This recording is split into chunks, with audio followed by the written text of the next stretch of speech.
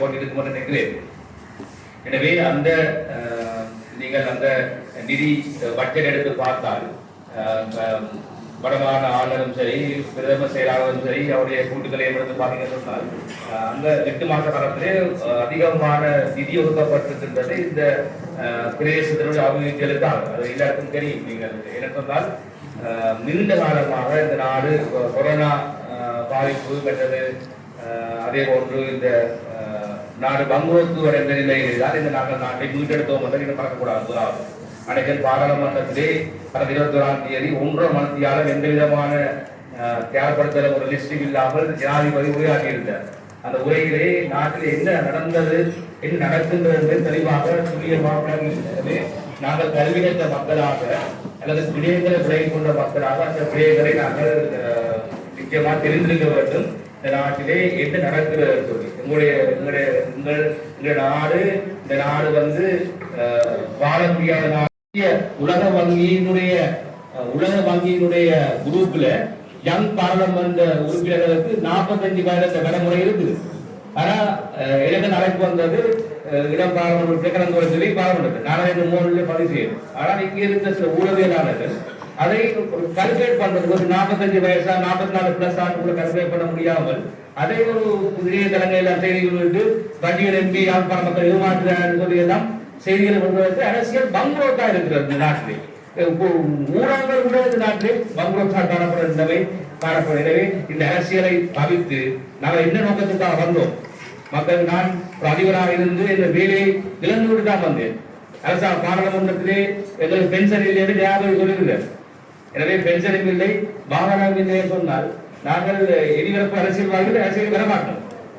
என்ன ஏதாவது ஒரு லாபம் இல்லாமல் அப்படியான சூழல் இந்த அரசு அதிகாரிகள் கூட அரசாங்க ஊழியர் கூட எவ்வளவு பெட்ரோல் செலவழிச்சு எவ்வளவு பஸ்ஸுகளை உணவு காசு எடுத்து வருகின்ற பொழுது நாங்கள் எல்லாருமே, நான் உட்பட நீங்கள் உட்பட அனைவருமே மக்களுக்காக சேவையாற்ற வந்தவர்கள்.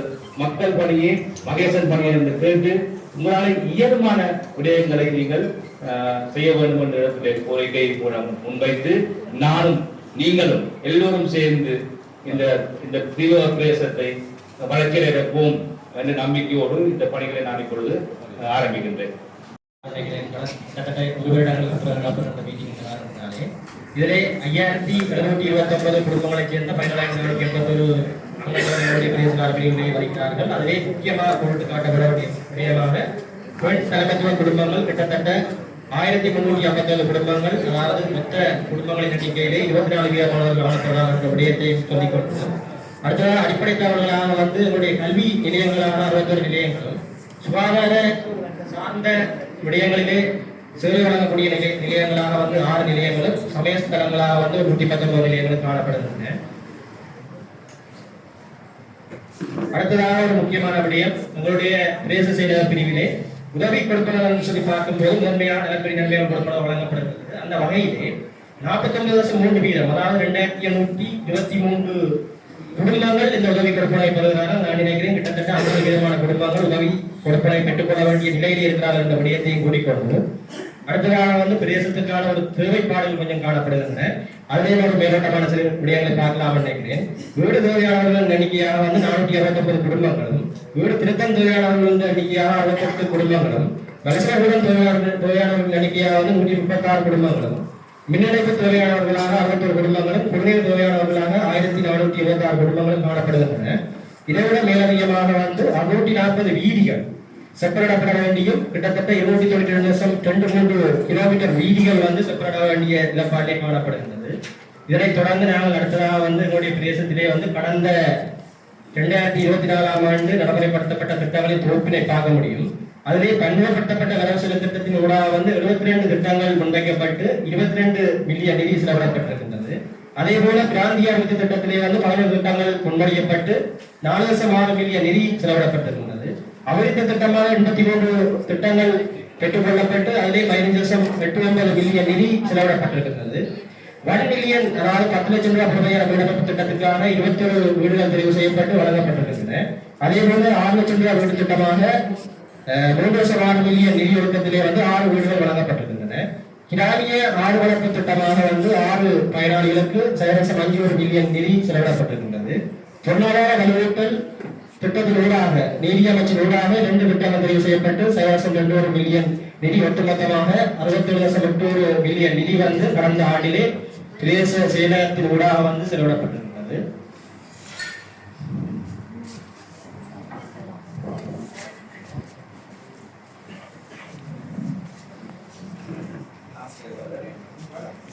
இன்னைக்கு நண்பர் கூட்டத்திலே வந்த நீர்வழியாளர்களுடைய பணிப்பாளர்கள் நீர் குடிநீர் விநியோகம் இப்போ வழங்கப்பட தொடங்கிட்டு 10,000 பேருக்கு கட்டமாக கொடுக்கறதுக்கு தீர்மானித்து தான் இந்த ஆண்டு எடுத்துட்டாங்க சொல்லியிருக்காங்க. இயக்கம் வேலை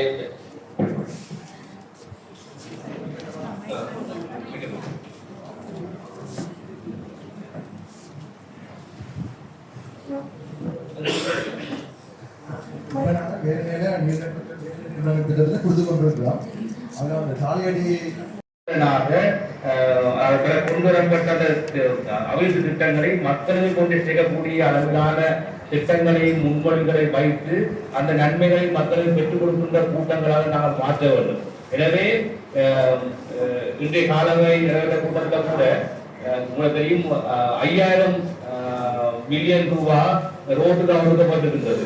ஆனால் உண்மையா அந்த நிதி வந்து எல்லா ரோட்டுகளையும் போவதற்கு காணாமல் தான் இருக்குது. ஆனால் எங்களை திட்டம் வந்து இந்த அபிவிருத்தி திட்டங்கள் வந்து ஒரு நாள்ல செய்து முடிக்க இயலாது. அதை நாங்கள் நல்லா விலை கொள்ள வேண்டும் என்றால் அதை நாங்கள் இப்பொழுது இந்த ப்ரோசஸை ஆரம்பித்திருக்கிறோம். அதை நாங்கள் சரியான முறையில் திட்டங்களோடு நாங்கள் வளர்ந்த கூடாய காலத்தில் சிறந்த வேலை திட்டங்களை முன்னெடுக்க வேண்டும். அதே போன்று எனக்கு ஒரு ஆசை இருக்கிறது என்றால் இந்த கடல் கடந்து யாழ்ப்பாணம் பண்ணைக்கு இந்தியாவிலே வருகின்ற பொழுது அழகான எழுந்த பிரதேசமாக இந்த தீவிர பிரதேசங்கள் காணப்படுகின்றன. விருப்பம் இருக்கின்றது. குறிப்பாக யாழ்ப்பாணம் வேலரை மண்டதி வெள்ளப்பட்டி போன்ற பிரதேசங்கள் கடற்கரை பிரதேசங்களில் மயிலாதீவு நெடுந்தீவு அனடதீவு போன்ற பிரதேசங்கள் எல்லாம் உண்மையிலேயே வடபூமி இருந்த பிரதேசங்கள். அந்த பிரதேசங்களை நாங்கள் சரியான முறையிலே ஆனால் அங்கே 60 அல்லது 70 போகின்ற பொழுது மக்கள் பாவம் அந்த பஸ் மக்களுக்கு பாவனைக்கு உதவாத மக்கள் அந்த காட்டுக்காண்டிகள் போன்றும் காட்டுவாசிகள் அந்த நாட்டிலே வசிக்கிறது போன்றுதான் அந்த இடத்திலே பஸ் இருக்கிறது. இன்றுவரைக்கும் வரலாற்றில் ஒரு ஏடிஎம் மிஷினை பயன்படுத்துவதற்கான வாய்ப்பே இல்லாமல் அந்த மக்கள் இருக்கிறார்கள். இந்த வேலை தேசத்திலே ஒரு பொலிஸ்டர்கள் தேவைகள் இருக்கிறது. எனவே இந்த நான் அன்றைக்கு கூட மாவட்ட அபிவிருத்தி குழு கூட்டத்திலே கூட கலைத்திருந்தேன். தயவுசெய்து இந்த தீவிர பிரதேசங்களில் பின்தங்கிய பிரதேசங்களிலிருந்து மக்கள் வெளியேறுவதற்கு அடிப்படை காரணம் இந்த பிரதேசங்கள்ல அடிப்படை வசதிகளை சரியாக நாங்கள் முன்னெடுக்காமல் வருகின்ற நிதியை நாங்கள் வளர்ச்சியடைந்த பிரதேசங்கள் தான் வழங்குவதன் காரணமாக இந்த பிரதேசம் திரும்ப ஒதுக்கப்பட்டு வருவதால் இங்கே மக்கள் மூளை வெளியேற்றம் நடைபெறுகின்றது. எனவே அதை நாங்கள் தடுத்து நிறுத்தி இந்த பிரதேசங்கள் எந்த அளவுக்கு நாங்கள் அபிவிருத்தி செய்ய முடியுமோ அந்த அளவுக்கான அபிவிருத்தி திட்டங்களை மக்களாகிய நீங்களும் பொதுவாக எங்களுக்கு வழங்க வேண்டும். அதை வழங்கி சரியான முறைப்படுத்தி நாங்கள் முன்னெடுத்து சொன்னால் இந்த நாடு நிச்சயமாக வளம் பெறும் என்ற போன்று இந்த தீவிர பிரதேசங்களும் நிச்சயமாக வளர்ச்சி அடையும் என்று நான் உங்களிடமிருந்து எதிர்பார்க்கிறேன். எனவே இந்த கூட்டங்கள் அதுக்காக நான் இந்த பிரதேசத்தை உல்லாச பிரயாணிகளை கவர்கின்ற இடமாக நாங்கள் மாற்ற வேண்டும். அதோட அடிப்படையாக தான் இங்கே நாங்கள் வேலனை பிரதேசவை அந்நிய பிரதேசத்திலே ஒரு உணவகம் ஒன்றை கூட நாங்கள் அதுக்கான 3 மில்லியன் ரூபாய் பணத்தை ஒதுக்கியதற்கு காரணம் என்று சொன்னால் இந்த பிரதேசத்திலே மக்கள் வந்தால் அதை அரசு உத்தியோகர்களோ நல்ல முறையிலே அதை சாப்பிட்டு அல்லது அதனூடாக மக்கள் இங்கே கவரக்கூடிய இடமாக நாங்கள் மாற்றியதன் காரணம் அந்த ஒரு வகையில தான் பிரதேச அரசு ஊழியர் இங்கே வெளிமாநிலத்தில் வருகின்ற யாழ்ப்பாணம் நகரத்தில் இருந்தார்கள். அவரை நாங்கள் பாதுகாக்க வேண்டியிருக்கிறது. அவருடைய சேவைகளை நாங்கள் கிடைப்பதனால பெற்றுக் கொடுக்க வேண்டிய தேவை இருக்கின்றது. ஆனால் நான் இந்த முதலாவது விசிறு கூட்டத்திலே குறிப்பிட்டது போன்று அரசாங்கம் திணைக்களங்கள் விடத்திலா இயங்குகின்ற பொழுதுதான் உண்மையிலேயே அபிவிருத்தி ஏற்படும். எனவே நாங்கள் அரச ஊழியர்கள் அரச அதிகாரிகளுடைய செயல்பாடுகளுக்கு அனைவரும் நாங்கள் பங்களிப்பு வழங்கி வருகின்ற மக்களை நாங்கள் திருப்பி கலைக்காமல் அலைக்கழிக்காமல் அவர்களுக்கு சிறந்த சேவைகளை நாங்கள் சிறந்த நோக்கத்தோடு முன்னெடுக்க வேண்டும். அதே மேல அரசு அதிகாரிகள் நான் 4 மாதம் பாராளுமன்ற உறுப்பினராக நான் எல்லாரும் ஒரு சுமூகமான உறவை பேடி வருகின்றேன். நாங்கள் பொழுது கலைக்கின்ற பொழுது சரி உடனடியாக அவர்களுக்கு செய்யப்பட்டது சில விடயங்களை செய்கிறார்கள், சில விடயங்கள் செய்ய முடியாமல் இருக்கின்றது. அது ஒரு 2 காரணங்களுக்கு ஒன்று செய்ய முடிந்த காரியங்களும் சில அலட்சிய போக்கால செய்ய முடியாமல் இருக்கிறது ஒரு காரணமா இருக்கிறது. இதில் கோரிக்கை எல்லாருடையும் விடுதலை விஷயம் தயவுசெய்து மக்கள் அப்பாவி மக்கள் நீங்க பாருங்க ஒரு பிரின்சிபல் இது படிப்பு அவர் கோவிங் பிரின்சிபலாக இருந்தார். அனுமதி 70 இருந்தார். அவர் இந்த சுந்தரம் நைனாதி. அப்ப அவர் ஒரு கல்வி பணிவு சம்பந்தமான விஷயம் வரையில அவர் எங்கேயும் தூரம்னா நைனாதில இருந்து வெளிக்கிட்டு வேலனைக்கு வந்து அப்புறம் வேலனையிலிருந்து அடலத்துக்கு போகின்ற